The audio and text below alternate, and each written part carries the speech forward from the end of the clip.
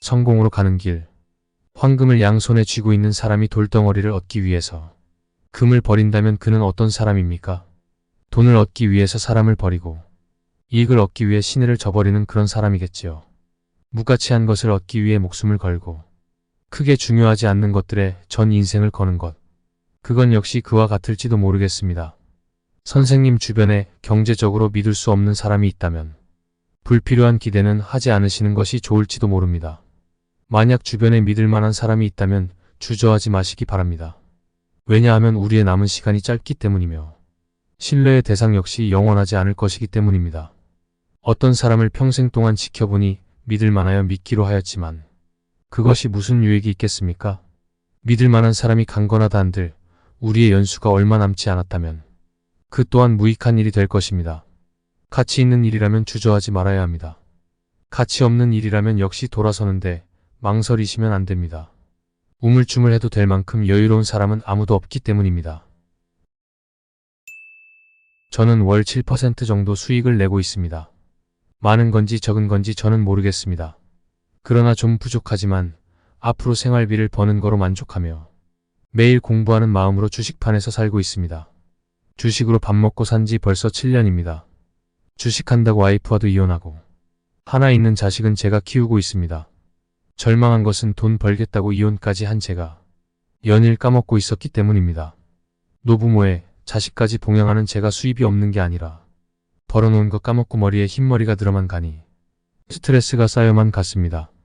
자살까지도 할 수 있다는 생각으로 주식을 대하고 마음 한켠에는 큰 부담을 가지고 살아가고 있던 중 돈이 바닥나고 있었습니다.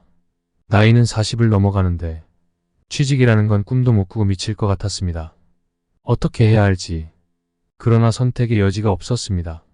죽어도 살아도 주식판에서 결단을 내야 한다는. 그래서 집을 담보로 대출을 받았습니다. 2천만 원입니다. 돈을 받아들고 울었습니다.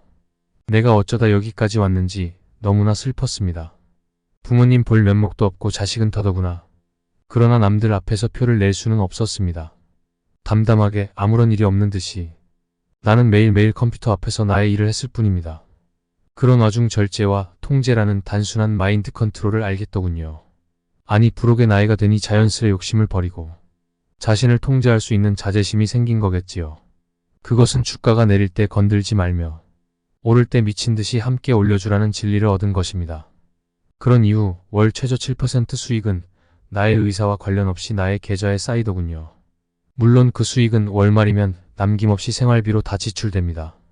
그러나 달라진 게 있다면 부자가 된 것도 아니며 도통한 고수가 된 것도 아닙니다.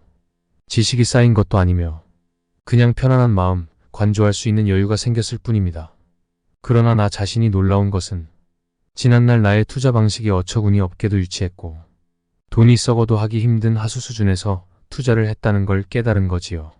지금은 그걸 깨달은 수준에서 만족하며 매일 공부하고 남들 일할 때 편안히 집에서 아이 뒷바라지하며 살 수 있는 환경을 감사하게 생각하고 있습니다. 앞으로 주식장이 상승장이 된다면 투자 금액 좀 올려서 미래를 대비하고 싶습니다. 오늘 치킨 한 마리를 시켜놓고 딸아이와 함께 맥주 한잔 했습니다. 어느덧 부쩍 커버린 딸아이를 앞에 두며 맥주를 들이키니 내가 늙어가고 있다는 생각이 듭니다. 개미 작가 베르베르가 말했듯이 죽음은 사회적인 의무라는 말이 떠오릅니다. 나의 어린 시절도 엊그제 같았는데 나의 머리에 하얀 머리가 들어만 가니 세월은 막을 길이 없나 봅니다.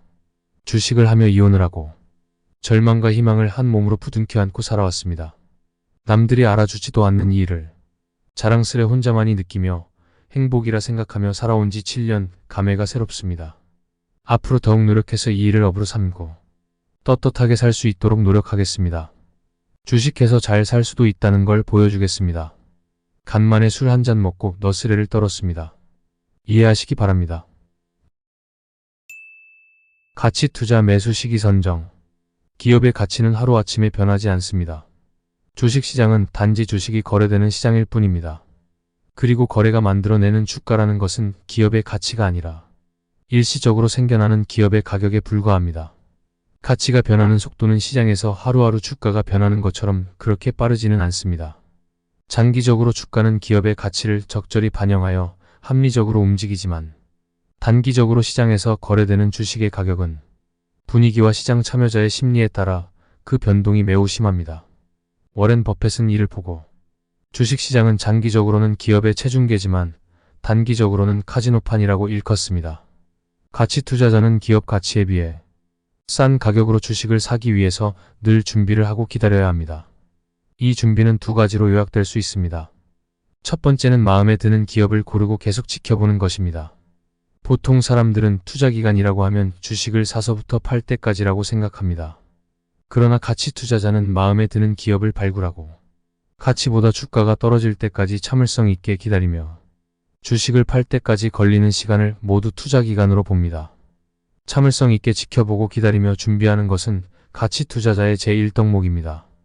두 번째는 일정한 현금의 준비입니다. 주식 투자를 하는 사람들 중에는 혹시나 내일이라도 급등장이 오지 않을까 하는 막연한 기대와 조바심으로 현금은 없이 주식만 보유하고 있는 분들이 많습니다. 이럴 경우 돌발적인 사태로 주가가 폭락한다면 큰 손실을 입을 뿐 아니라 준비된 현금이 없어 평소에 눈여겨봐왔던 주식을 사는 것이 불가능합니다. 주식 투자에 있어서 현금은 단순히 주식을 사고 남은 돈이 아니라 주가 하락에 대비한 또 다른 투자로서 그 의미를 재정의할 필요가 있습니다. 가치 투자자에게 있어 투자 수익은 팔 때가 아니라 살 때 이미 결정됩니다. 그리고 이 살 때는 투자자가 얼마나 준비되어 있느냐에 달려 있습니다. 가치 투자자에게는 언제 어떻게 사느냐가 기업의 발굴 다음으로 중요한 과정입니다. 가치 투자자의 매수 법칙 하나. 모두가 두려워할 때 용기를 내라. 매년 초마다 각 증권사별로 그 해의 증시 전망에 대한 예상지수와 관련 자료를 내놓습니다. 그런데 재미있는 것은 실제 주가는 각 증권사들의 전망과 정반대 방향으로 움직이는 경우가 많다는 점입니다. 사실 구체적인 주가 전망이나 경제 동향 예측은 한두 번은 맞을지 모르나 계속 맞추는 것은 불가능합니다. 주가의 움직임과 경제 동향을 촉집게처럼 맞춰서 유명 인사가 된 이코노미스트나 애널리스트들이 여럿 있습니다만 그들이 이번에도 경제가 움직일 방향을 맞춘다는 보장은 전혀 없습니다. 가치 투자자는 이런 발표 자료들을 역으로 이용합니다. 지난 일들을 다시 돌아보면 모든 사람들이 똑같은 이야기를 하는 경우 그것이 진실이 아닌 예가 많았기 때문입니다. 분석기관들이 한 목소리로 비관적인 이야기를 할 때쯤이면 종합주가지수와 기업들의 주가는 이미 하락한 상태입니다. 따라서 우려만큼 나쁘지 않은 결과를 보고 다시 예상을 수정하게 되고 이 과정에서 주가의 상승이 나타납니다. 이런 논리를 쓰지 않더라도 경험적으로 사람들이 모두 겁을 먹고 있었던 그때가 바닥이어서 그때 샀어야 했는데 라고 후회한 경험을 가진 분들이 많을 것입니다. 모두가 주식시장을 떠날 때 가치 투자자들은 유유히 시장으로 들어옵니다. 즉 모두가 두려워할 때 가치 투자자는 용기를 냅니다. 가치 투자자의 매수 법칙 둘. 폭락이 즐겁다. 전쟁 같은 돌발 사태의 발생은 투자자들에게 공황 심리를 불러일으키고 이로 인해 단기간에 주가 폭락이 발생합니다. 역사적으로 돌발 사태의 발생은 시장에 단기적인 충격을 주지만 빠른 시간 안에 회복되는 모습을 보여왔습니다. 기업을 둘러싼 모든 사건들은 주가를 결정하는 주된 요소인 기업의 수익성과 결부되어 해석되어야 합니다. 그러나 정보를 정확하게 해석할 능력과 시간이 부족하고 시장 분위기에 쉽게 마음을 빼앗기는 일반 투자자들은 조그만 사건에도 과민하게 반응합니다. 그로 인해 주가는 이해할 수 없는 가격까지 떨어지게 되고 가치 투자자들은 그동안 참을성 있게 지켜보았던 주식들을 싼 가격으로 살 수 있습니다. 돌발 사태의 발생이 모든 기업 내용에 직접적인 영향을 미친다고는 할 수 없습니다. 그러나 돌발 사태는 주식을 가지고 있는 사람들의 심리를 위축시키고 그 결과 막연한 불안감에 주식을 매도하고자 하는 사람들이 급증하게 됩니다. 그래서 순간적인 수요와 공급의 불균형은 주가를 폭락시키고 우량 기업을 초특가에 살 수 있는 환상적인 주식 매입 기회를 만들어주는 것입니다. 행운의 여신은 언제나 미소 짓는 아름다운 얼굴로 오는 것이 아니라 때로는 험하게 일그러진 얼굴로 온다는 말처럼 돌발 사태로 인한 주가 폭락은 준비되어 있는 사람에게는 좋은 기회가 됩니다. 박앤세일은 백화점에서만 하는 것이 아닙니다. 준비되지 않은 주식 투자자들은 주식 박앤세일을 두려워할지도 모르지만 기업의 가치에 초점을 맞추면 현명한 가치 투자자들에게 폭락은 즐거운 일입니다. 가치 투자자의 매수 법칙 셋. 일시적 슬럼프는 격려해 주어라. 건강한 사람들도 한 번쯤 톡감에 걸리곤 하는 것과 마찬가지로 좋은 사업 모델과 안정적인 재무 구조를 가지고 있는 우량 기업들 또한 일시적으로 실적이 악화될 수 있습니다. 이렇게 기업이 슬럼프를 겪는 데에는 여러 가지 이유가 있을 수 있습니다. 갑작스럽게 환율과 금리가 급변하여 기업 환경이 악화되었다던가, 강력한 경쟁사가 출현했다던가, 경쟁 심화로 인한 덤핑 공세나 수요가 갑자기 줄었다던가 하는 등이 그 이유가 될 수 있습니다. 주식시장에 참여하는 투자자들은 기업들의 실적이 단기적으로 방향성을 가지고 일정하게 움직인다고 생각합니다. 그래서 순이익이 줄었거나 적자로 전환되었다고 하면 그 기업이 그동안 아무리 놀라운 실적을 보여주었다고 하더라도 앞으로 악화될 실적까지 선반영하여 주가는 급락하곤 합니다. 단기적으로 실적이 악화되어 주가가 폭락한 우량 기업의 주식을 사야 하는 이유는 다음과 같습니다. 첫째, 우량 기업은 관련 업계에서 상위권에 드는 시장 선도 기업입니다. 간혹 업황이 악화되어 일시적으로 순이익이 줄어들 수 있지만 지금까지 다져왔던 사업 기반을 바탕으로 빠른 시일 내에 실적이 반등할 수 있습니다.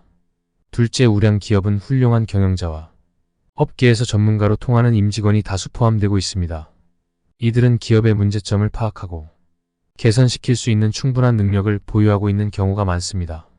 셋째, 우량 기업은 지금까지 쌓아온 자본과 건실한 신용도를 바탕으로 부실한 재무구조를 가진 업계 하위권 업체들이 쓰러져도 최후까지 살아남을 수 있습니다. 따라서 업계의 구조조정이 끝나면 그 과실을 혼자서 차지할 수 가능성이 높습니다. 성공투자 지침서. 철저한 위험 관리가 없는 고수익은 언제나 물거품이 될 수 있다. 시장에서 성공하는 것은 결코 행운이 아니라 기술과 자기 절제의 문제이다. 손실을 감당할 수 없을 때는 거래를 하지 말라.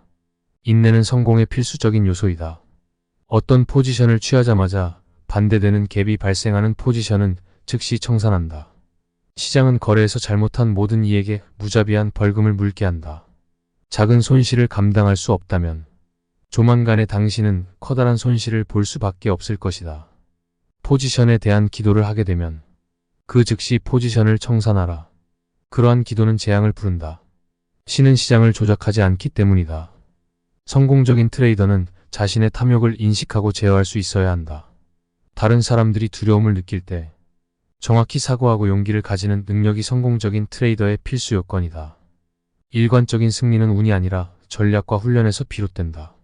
행운은 단기적으로는 통할 수 있지만 항상 잠재하고 있는 위험의 충격은 현명한 자금관리 기술이 있어야만 회피할 수 있다. 가장 좋은 전략은 유리할 때만 베팅하는 것이다. 한 번에 큰 것을 노리는 것보다는 작게 그리고 꾸준히 수익을 내는 것을 지향하여야 한다. 좋지 못한 거래 전략의 좋은 자금관리는 단지 돈을 잃는 속도를 감소시키는 것뿐이다. 시장은 커다란 포커 게임과 같아서 상대방의 거래 실력 수준에 매우 세심한 주의를 기울여야 한다. 포커와 옵션 거래에 적용되는 기본적인 개념은 대부분의 패에서 승산이 있기를 바라는 것이 아니라 이익을 최대화하는 것이다. 우리의 감각이 우리를 속인다. 당연한 결론으로부터 돈을 벌 수는 없다. 당신의 고집을 버리고 시장에 귀를 기울이라. 시장을 이기려고 하지 마라. 이기는 횟수보다 이익의 최대화가 더 중요하다. 맞느냐 틀리느냐가 중요한 것이 아니라 옳았을 때 얼마나 많은 돈을 벌 수 있느냐와 틀렸을 때 얼마나 적은 돈을 잃느냐가 중요한 것이다. 만약 실수를 하게 되면 즉각 수정하라. 자신에게 기분 나쁘지만 사실을 받아들일 줄 아는 것, 그리고 주저없이 단호하게 결정을 내리는 것은 위대한 트레이더의 기본이다. 이기려고 하는 욕심은 투자를 그르친다. 시장은 절망감과 부주의가 결합된 거래를 좀처럼 용서하지 않는다. 큰 손실을 피하기 위해 작은 손실을 연속적으로 겪는다고 해도 그것은 위험을 감소시키는 것이다. 높은 가격에서 사고 그보다 더 높은 가격에서 파는 게 훨씬 많은 수익을 준다. 개인적으로 자신의 개성에 맞는 철학과 거래 기술을 갈고 닦아야 한다. 거래 철학은 단순히 이 사람에게서 저 사람으로 전수될 수 있는 것이 아니다. 그것은 자신이 시간과 노력을 들여 스스로 획득하여야만 하는 것이다. 심리적으로 편안한 것이 아니라 옳은 것을 택하라. 어느 가격에서 나올 것인가를 미리 계획하는 것은 감정을 훈련하는 것이다. 항상 거래를 하기 전에 나와야 할 가격을 늘 정한다. 시장은 어떤 일이 생길지 확실해질 때까지는 횡보를 거듭한다. 불확실할 때는 언제든지 포지션을 청산해야 한다. 목표는 부자가 되는 것이 아니라 거래를 계속하는 것이어야 한다. 만약 당신이 거래를 하지 못하게 된다면 절대로 부자가 될 수 없기 때문이다. 성공적인 트레이더가 되기 위해서는 실수를 인정할 줄을 알아야 한다. 거래에서 자신의 오류를 쉽게 인정하는 사람이 승자가 될 수 있다. 외부에서 발생한 어떤 일 때문에 돈을 잃었다고 불평하는 트레이더는 자신의 실수로부터 어떠한 교훈도 배우지 못한다. 트레이더에게 자기 합리화는 실패로 가는 지름길이다. 거래가 잘 되고 있을 때는 거래하는 비율을 줄이고 거래가 잘 안 될 때는 포지션의 크기를 줄이라.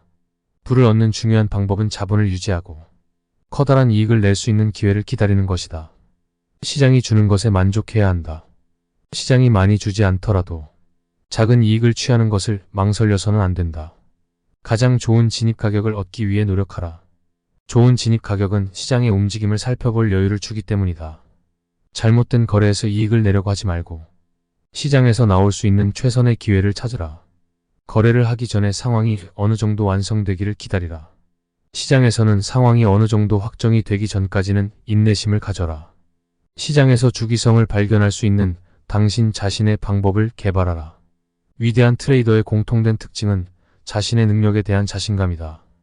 훌륭한 트레이더가 되기 위한 기본적인 요소는 거래에 대한 열정, 자신이 개발한 거래 방법과 판단에 대한 자신감, 위험을 기꺼이 감수하는 것, 실수를 즉시 고칠 수 있는 자세, 그리고 인내이다. 가격은 거래에 참여한 사람들의 심리 상태에 기초한다. 시장이 당신에게 안 좋은 상황인데도 계속 시장에 머무르려고 한다면 낭패를 볼 것이다. 자신의 거래에서 수익이 난 거래와 손실이 난 거래를 분석해서 왜 그렇게 될 수밖에 없었는지를 알아내라. 이유를 알게 되면 거래에서 보다 신중해질 수 있고 손실을 내는 거래를 피할 수 있다. 거래가 잘 안 될 때는 거래에 바람과 희망이 섞이게 되고 시장을 있는 그대로 보기보다는 자기가 원하는 방향으로만 바라보게 된다. 한번 잘못된 거래가 그들을 감정적으로 더 불안하게 하고 더 나쁜 거래를 하게끔 하는 눈사람 효과를 피한 사람들은 거래자로서 살아남는다. 시장이 무엇을 할지를 생각하지 마라. 당신은 시장에 대해 어찌할 수가 없다. 당신이 무엇을 할 것인지를 생각하라. 당신이 가장 바라지 않는 상황을 생각하고 당신의 대응이 어떠할지를 고민하라. 추세에 반하는 거래는 결국 실패한다. 시장이 어떻게 될지를 고민하지 말고 시장에 어떻게 대응할지를 고민하라. 급등하였다면 반드시 급락한다. 이미 벌어진 일을 가지고 무슨 개소리인가, 결과론 아닌가 할 수도 있을 것입니다. 그러나 기본만 지켜도 크게 당하지 않습니다. 이미 급등하였으니 추격 매수만이라도 자제하자. 그럼 되는 것입니다. 혹 매수하였다면 소폭 손실일 때 일단 팔고 보자. 자신의 매수가를 이탈하여 큰 손실이 발생할 가능성이 눈에 보이는데 무작정 보유한 채 팔지를 못한다면 그런 멍청한 경우가 어디 있습니까? 그래서 결국 크게 당하는 것입니다. 대박은 세력들이 만들어주고 쪽박은 자기 스스로가 만드는 것입니다.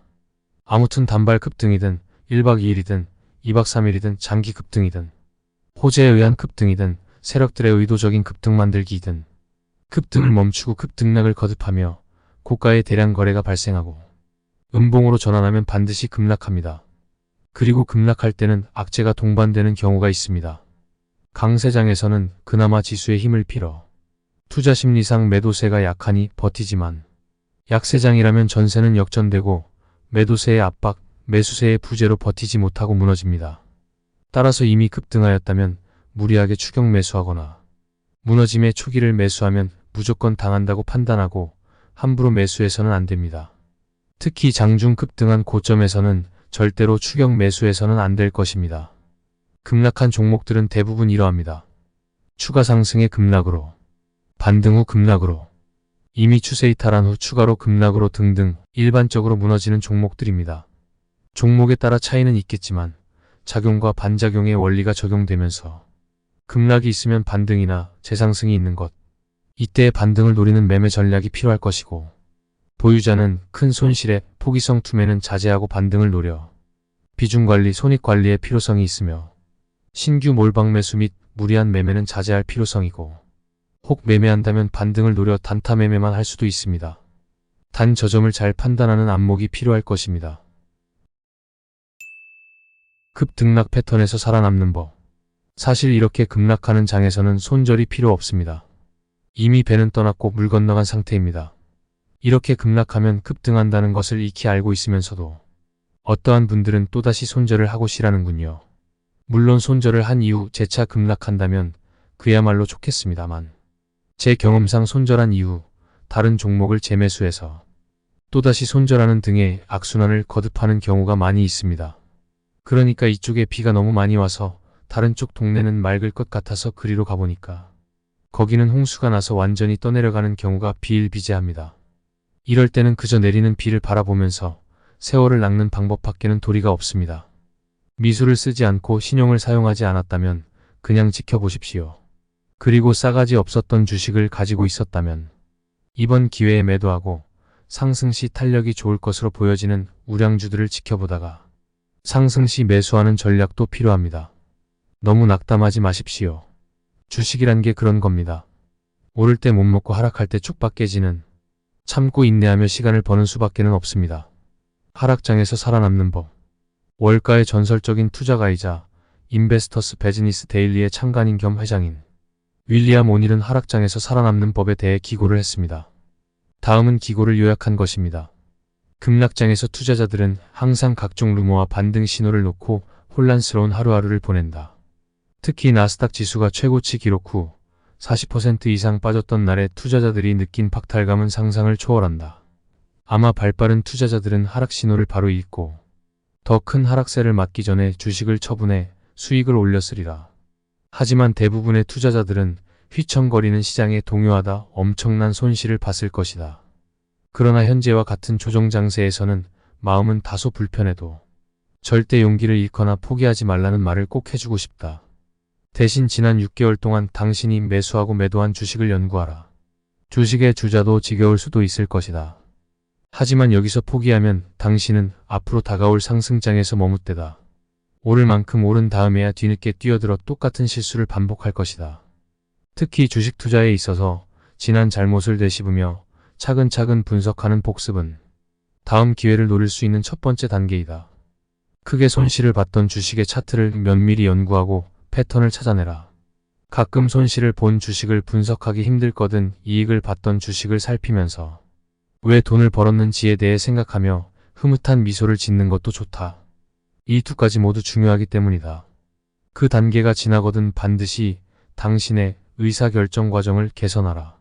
누구누구가 주가가 뜬다고 해서 사뒀는데 폭락했다며 권유한 사람을 저주하고 책임을 전가하는 태도는 어른답지 못한 행동이다. 손실을 이끌었던 방법은 완전히 덮어두고 새로운 방법을 정해 다음에 사용하라. 시장은 기회로 가득 차 있고 하락장이 있으면 상승장도 있기 마련이다. 다음 상승장에 수익을 올리고 싶다면 확실한 의사결정 규칙을 지금 만들어둬야 한다. 하락장을 연구하라. 하락장을 통해 시장은 전면적인 정비 작업에 들어간다. 당신은 여기서 주식시장을 연구할 수 있는 가장 중요한 순간을 맞이하는 것이다. 특히 하락장에서 다음 상승장을 이끌 마켓 리더들이 서서히 자태를 드러낸다. 또 하락장을 잘 살펴보면 장세가 바뀌는 순간을 포착할 수 있다.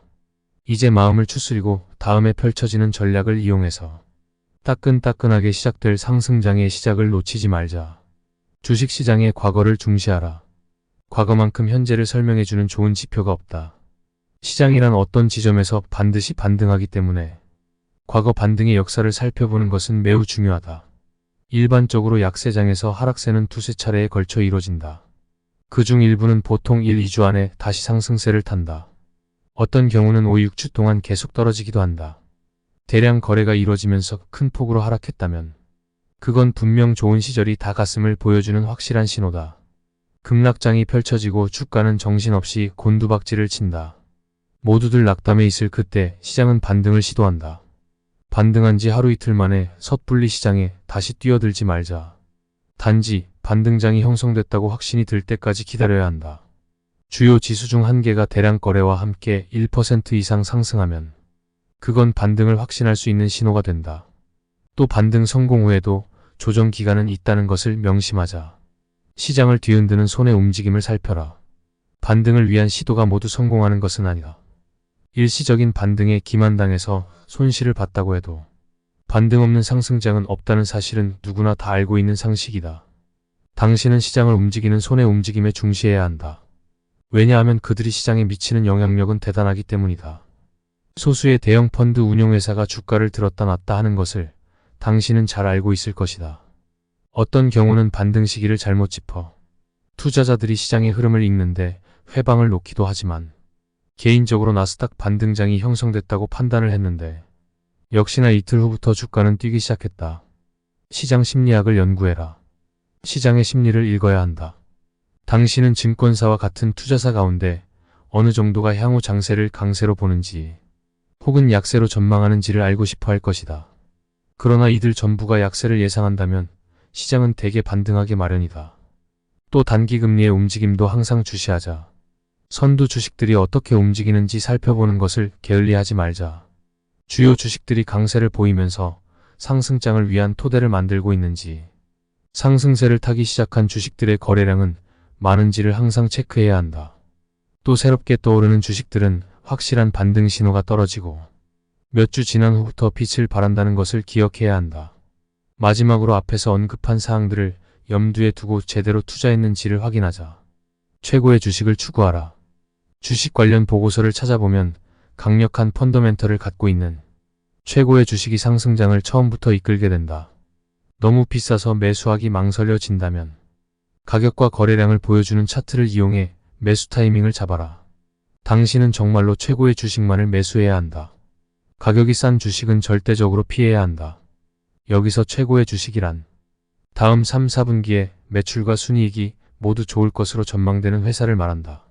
그들은 현 시장을 이끄는 업종에 속하면서도 매출액 대비 순이익률과 자기자본 대비 순이익률, ROE 높은 기업이다. 또한 거래량도 많아 매도하기 쉽다는 점도 놓칠 수 없는 메리트가 된다. 과감하게 손절매하라. 주식 투자에 있어 사는 것도 중요하지만 파는 것은 그 이상으로 중요하다. 과감하게 손절매하는 법을 배워라. 급락은 원래 소폭의 하락에서 시작한다. 당신은 매수가에서 7, 8%나 하락한 주식을 손에 쥐고 내가 왜 지금 매도해야 해? 하며 주식을 붙잡고 늘어질 것이다. 이때 당신은 분명 팔아야 한다. 더 큰 손실을 경험하지 않기 위해서 과감한 손절매로 당신 포트폴리오에 새 종목을 편입할 수 있는 여지를 남겨두자.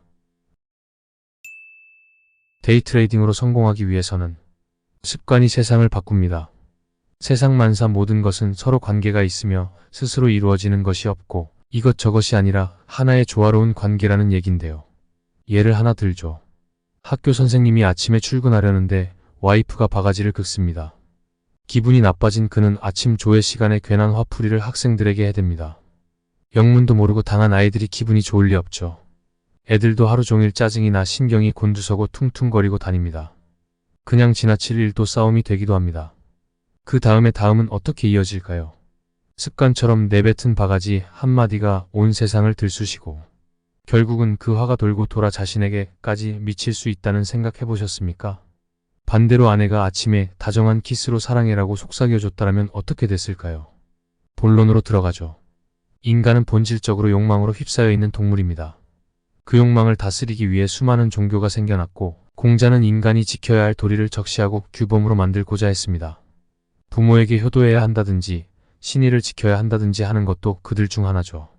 공자는 아주 현실적인 사람이었기 때문에 욕망의 화신인 인간에겐 어떤 강제적인 힘이 없이는 통제가 불가능하다는 것을 알고 있던 것입니다. 아이러니하게도 참을 수 있는 것은 이미 욕망이 아니기 때문입니다. 데이트레이더는 그 누구보다 불같은 욕망에 휩싸여 있는 사람입니다.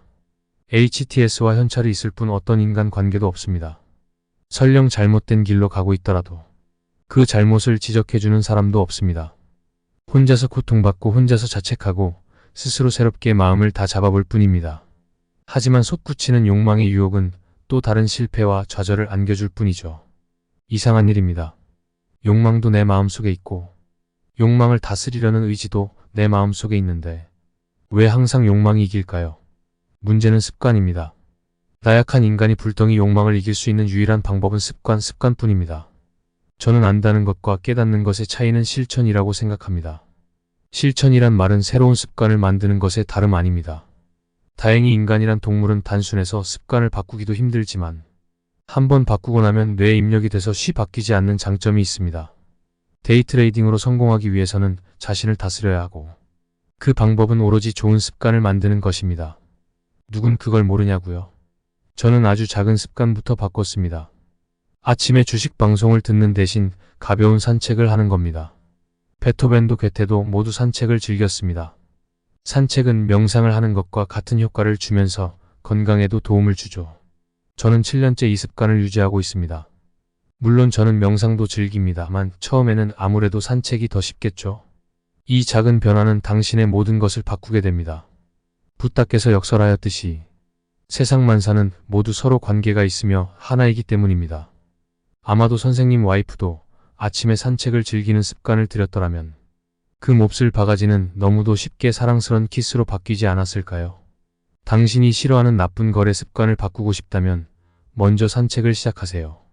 그리고 시간이 흐르다 보면 하나씩 나쁜 습관들이 바뀌는 것을 느낄 수 있을 것입니다. 어차피 당신이 모르는 것은 없습니다. 더 배울 것도 없습니다. 그저 좋은 습관이 필요할 뿐입니다.